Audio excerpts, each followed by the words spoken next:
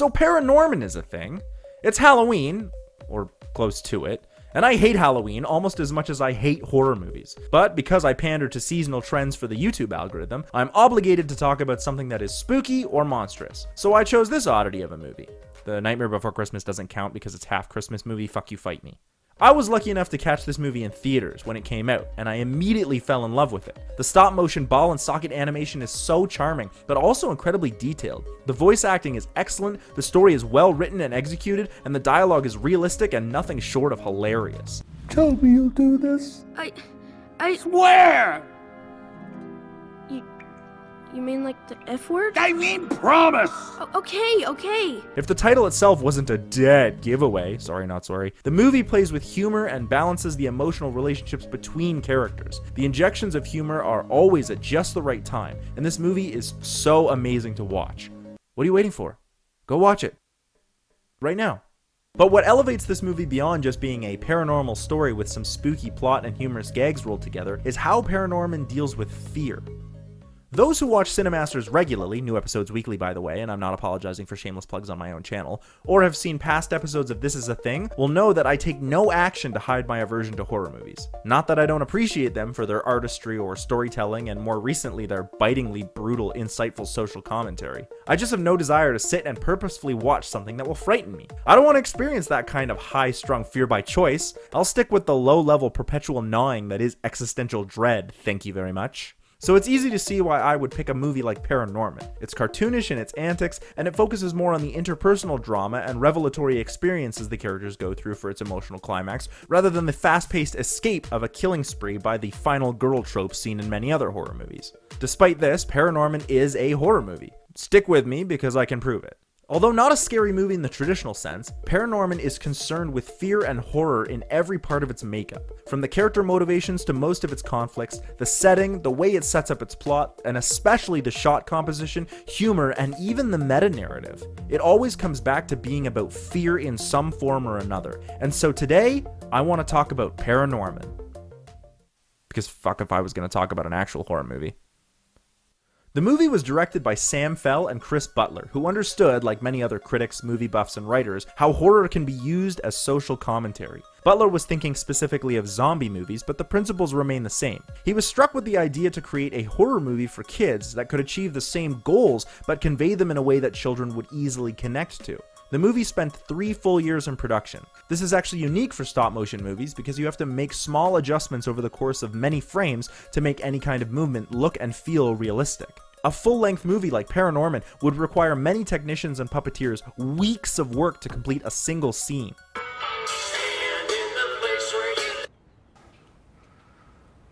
Oh my God. That's the whole thing. That's 3 weeks of work. You're gonna be okay. Leica Studio implemented the use of 3D printing for the puppets to create facial expressions, body parts, and set pieces faster than they ever could before, allowing for the production to be completed in a much faster period than any similar movies before, such as Coraline. 3 years of constant work is considered fast for a stop-motion production. The movie was released in 2012 and won a bunch of Annie Awards, was nominated for an Oscar, and a whole bunch of other accolades that it rightly deserved. The casting was superbly done with a lot of up-and-coming and famous talent. Anna Kendrick before she was famous, Christopher Mintz-Plasse, and John Goodman.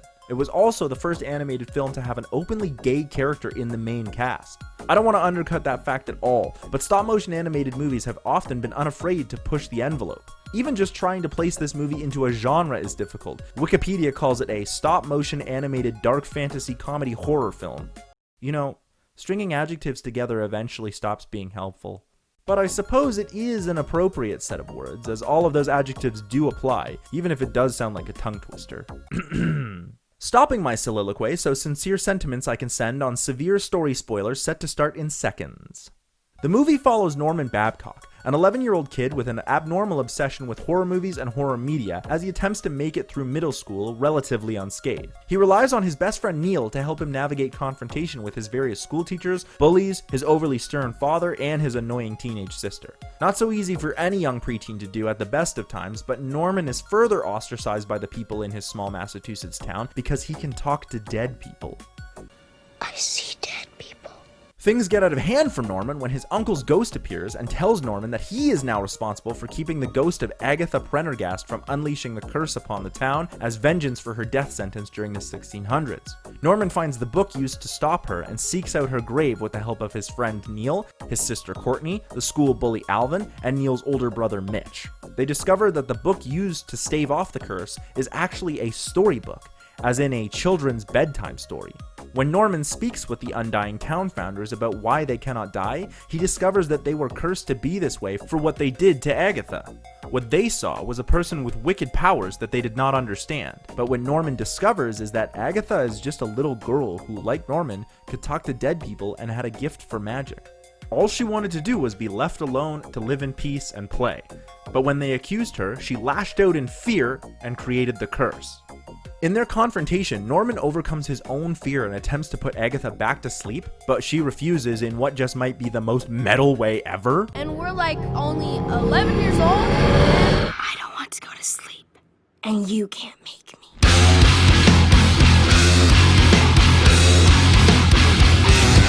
Okay, so I added in the music, but still.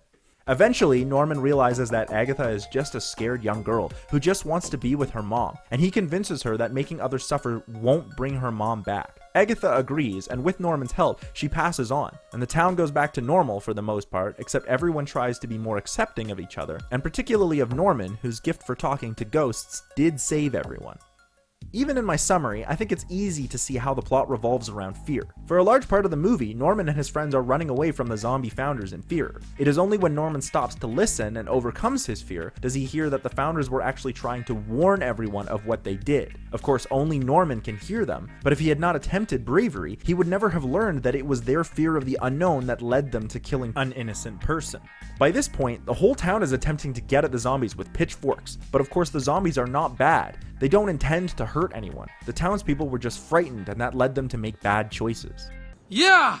And all that you want to do is burn and murder stuff. Burn and murder stuff. We even see this with smaller conflicts. The cold shoulder that Norman suffers at the beginning of the movie from his peers and teachers, and the reason he is bullied is because people are frightened of things they do not understand. And when people are frightened, they make stupid errors in judgment and hurt people who do not deserve it. Nowhere is this more evident than when Norman finally has a normal conversation with Agatha. Norman realizes that Agatha's anger, resentment, and need for vengeance come from a place of fear. Fear of loneliness, fear of other people, fear of what they did to her, and maybe even a fear of passing on. But when Norman shows her that you don't have to be afraid of all people, that there will be bad people, but also good people, Agatha acquiesces and understands that she cannot let her life be ruled by the fear that she has and the fear that others have in her and of her.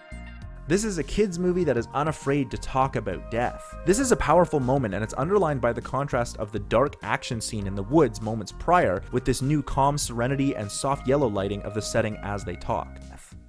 The way this movie handles its humor, and most importantly, the meta-narrative and shot composition also deal heavily with horror. The kind of thematic storytelling in Paranorman is way better than it has any right to be, and it blows other movies away with how thoughtful and emotionally poignant it handles its narrative. But then we can also start to look at the way the movie handles fear in regards to the tropes and semiotics of horror, and how that plays with audience expectations of movies, and how that can be used for comedic effect and thematic cohesion.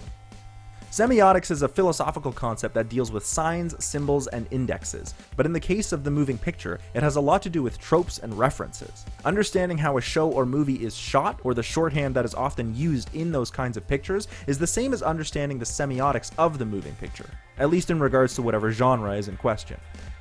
This is the same kind of stylistic reference that Community uses when it copies other genres. Often, one of the characters will draw attention to the kind of show or movie or trope they are attempting to parody. And this is the most important Christmas in the history of the universe. I'm assuming that's why we're all stop-motion animated. But other times this is much more subtle. Take a look at the episode Regional Holiday Music. In this episode, the score is changed stylistically to have more vocals. Okay. So it becomes obvious that they're making fun of the way the show Glee was scored. The episode centers around the study group filling in for the Glee Club, which they hate and openly trash. This attempt at parody and humor is obvious, but it's based on the semiotics of the show Glee. It relies heavily on the fact that the audience will have some idea of how the show Glee works, preferably by having actually seen the show. Otherwise, the semiotic meaning is lost, and the episode is just a funny episode about the study group singing in a Christmas pageant for a sociopathic Glee instructor. But going deeper into the semiotics of that episode reveals that as each member of the study group is slowly subsumed into the Glee Club, the way the scenes are shot is often with reference to horror movies. This is a clever way to use audience expectation and knowledge to show that there's something humorous and sinister about the annexing of group members into this hive mind collective that is the Glee Club, but also that something more sinister might be happening within the Glee Club. Thank you.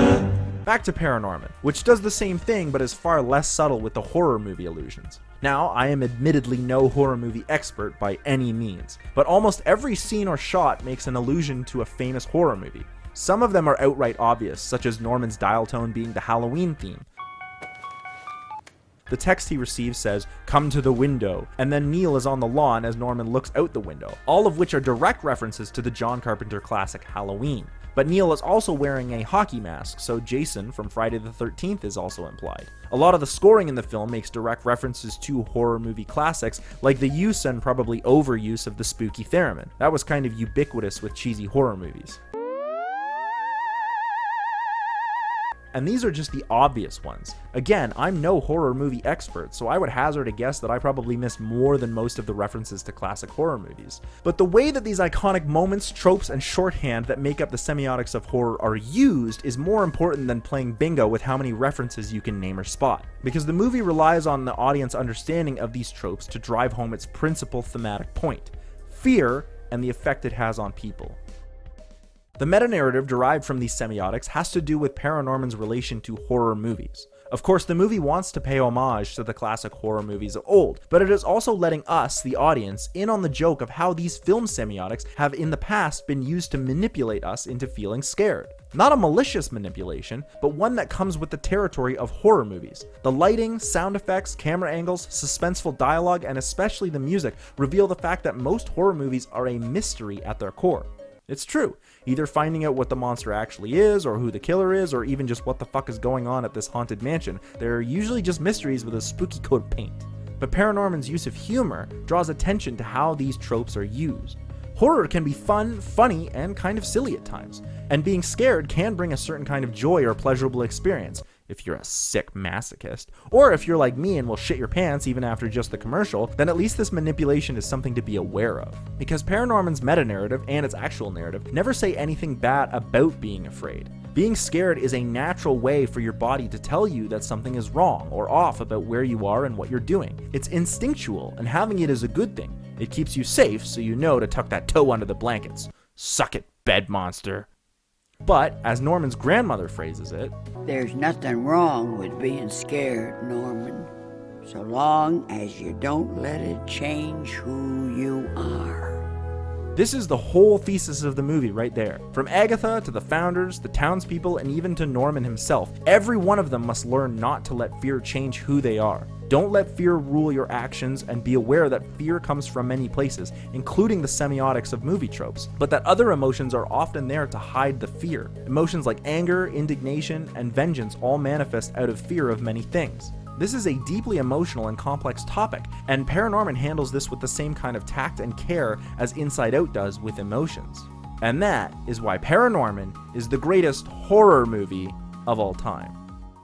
I didn't get a chance to talk about the way the show weaves some special effects right into the stop-motion animation when spooky things happen, and it juxtaposes the rest of the animation style to show how unnatural and different the paranormal activity is. I'm astounded by the amount of detail put into the facial expressions of every character. I really enjoy the fact that every character has slightly weird proportions. Every character is recognizable from their silhouette alone. It kind of reminds me that everyone is abnormal in some way, even if we're not so lopsided as they are in the movie. This is a kids movie and a horror movie wrapped up into one, and I don't think I've ever seen any other movie do that, including The Nightmare Before Christmas for the already discussed reasons.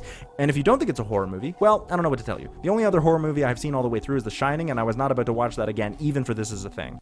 I really do not like horror movies. Happy Halloween, everyone.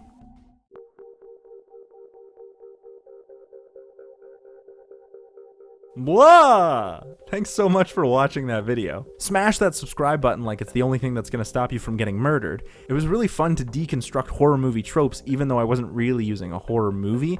I mean, Paranorman is so unique. I can't really think of any other horror movie that is also a kid's movie. I guess maybe Monster House, but I've only really seen it once and it was in French, and my French is not great. Anyway, feel free to stick around for more awesome episodes of This Is a Thing, weekly episodes of our podcast, and brand new bonus casts about whatever the fuck we want to talk about, right here on Cinemaster's Ultimate Timeline.